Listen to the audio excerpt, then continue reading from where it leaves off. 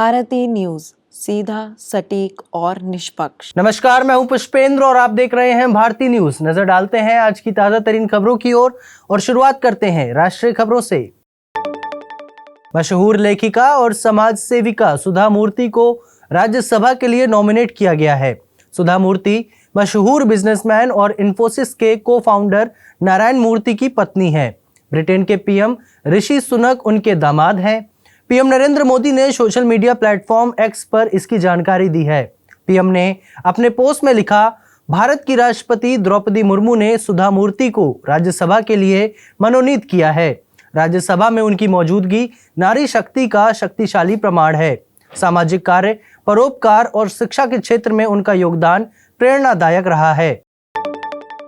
National conference chief और जम्मू कश्मीर के पूर्व सीएम फारूक अब्दुल्ला ने गुरुवार को आर्टिकल 370 पर पीएम मोदी के बयान पर पलटवार किया है। अब्दुल्ला ने कहा, अगर 370 इतना बुरा था तो मैं चाहूंगा कि पीएम राज्यसभा में तत्कालीन नेता प्रतिपक्ष गुलाम नबी आजाद का भाषण सुने।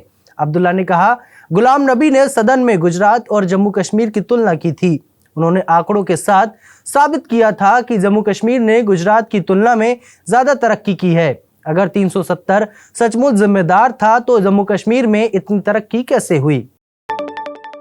प्रधानमंत्री नरेंद्र मोदी 2 दिन के असम दौरे पर हैं। पीएम मोदी काजीरंगा राष्ट्रीय उद्यान में रुके हैं। मोदी शाम को काजीरंगा पहुंचे। वहीं दूसरे दिन 9 मार्च को पहले वे टाइगर, हाथी और जीप सफारी करेंगे। इसके बाद वे अरुणाचल प्रदेश के लिए रवाना होंगे। अरुणाचल में वे 825 करोड़ में बनी सेला सुरंग का उद्घाटन करेंगे। यह सुरंग अरुणाचल के तवांग को असम के तेजपुर से जोड़ेगी।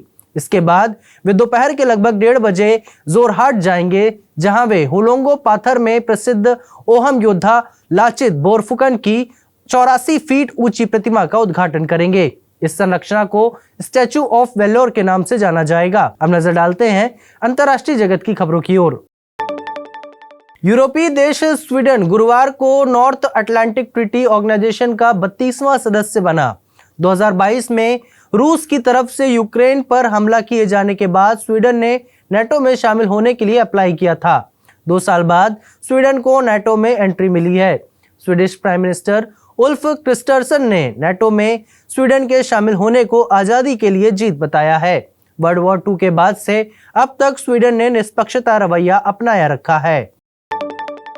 अमेरिकी राष्ट्रपति जो बाइडेन ने शुक्रवार को संसद के दोनों सदनों को संबोधित किया।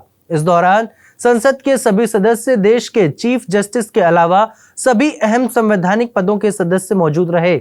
इसे state of the union address कहा जाता है। यह अमेरिकी राष्ट्रपति का साल का सबसे अहम भाषण होता है। चुनाव से पहले आखिरी यूनियन एड्रेस में 81 साल के बाइडेन ने उम्र को लेकर उनकी आलोचना करने वाले लोगों को जवाब दिया। उन्होंने कहा, कभी मुझे कहा जाता था कि मैं बहुत छोटा हूं। इसकी वजह से कभी कभी तो मुझे वोटिंग के लिए सांसदों के एलिवेटर यानी लिफ्ट में घुसने नहीं दिया जाता था। अब खबरें व्यापार जगत से।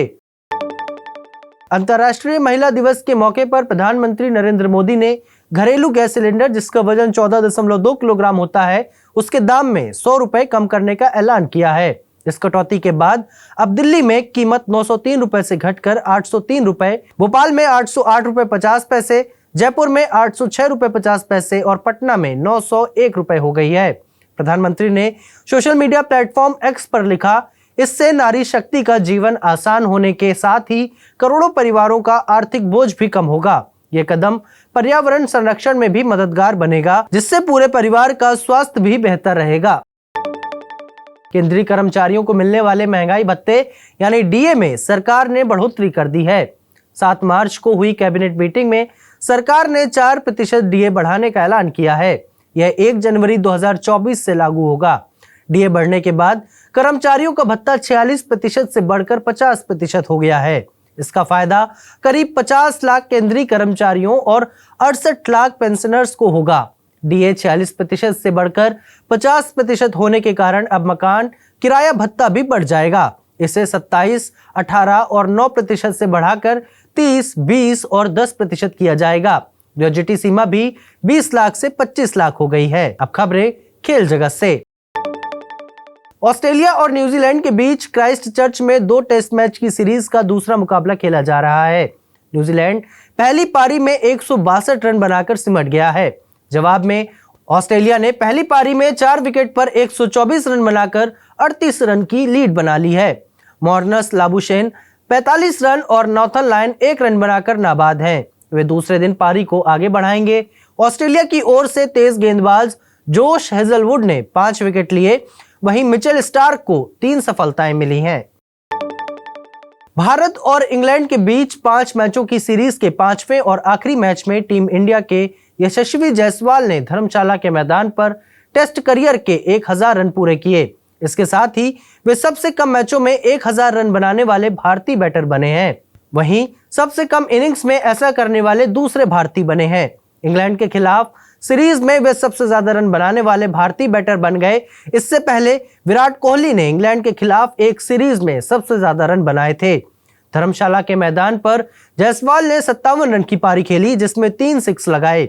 इसी के साथ एक टीम के खिलाफ 6 लगाने के मामले में भी वे सबसे आगे आ गए हैं। फिलहाल के लिए बस इतना ही। अन्य सभी बड़ी खबरों के लिए देखते रहिए भारती न्यूज और भारती न्यूज को लाइक, शेयर और सब्सक्राइब करना ना भूलें। धन्यवाद।